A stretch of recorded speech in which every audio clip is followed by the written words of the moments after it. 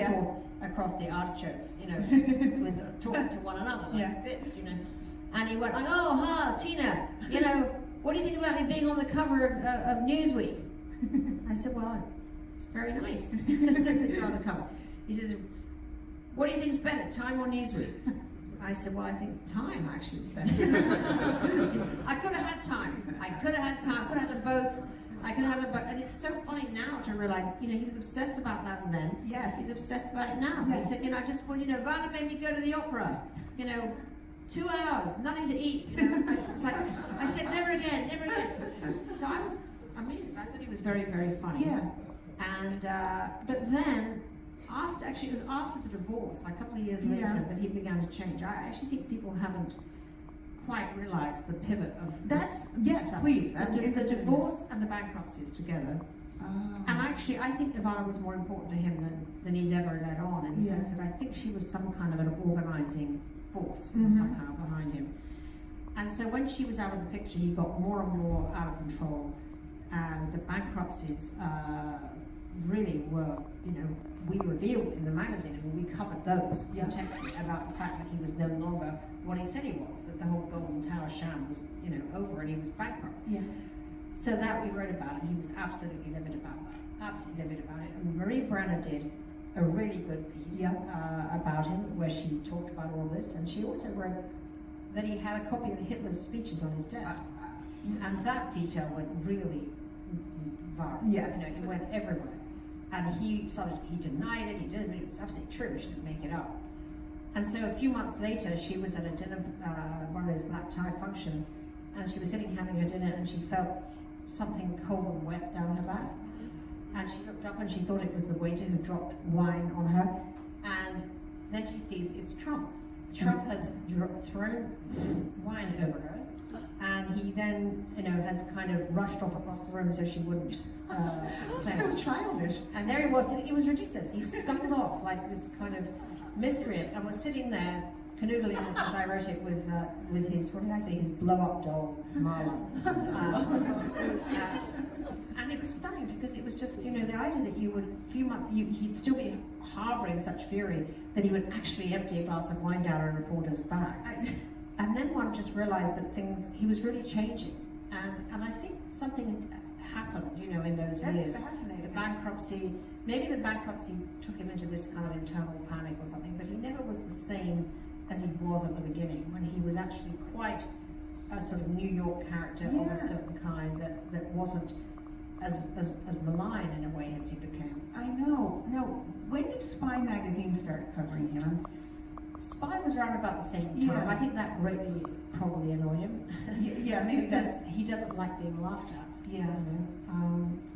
But you know, I guess if he just stayed in business, he would have just seemed to be a particular kind of 80s figure who'd kind of come and gone. Right. But Trump Tower was really the gold tower with the waterfall and the funny financing, as it were. It really was the kind of leading indicator of the era when you think about it. Yeah.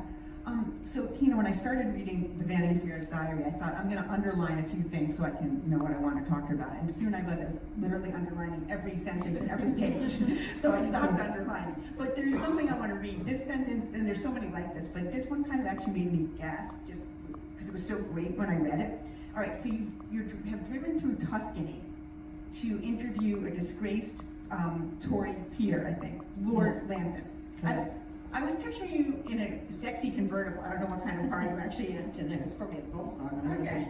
So he had written a piece for Vanity Fair about his home. There was a 400-year-old house that Pope Alexander VI had lived in. And you're feeling very lucky, it seems, that you're getting to see this house. And this is what you wrote. I was reminded about the delightful access a magazine provides. It gives you a license to satisfy curiosity without the rent of social obligation. I love it, the concept of the rent of social obligation.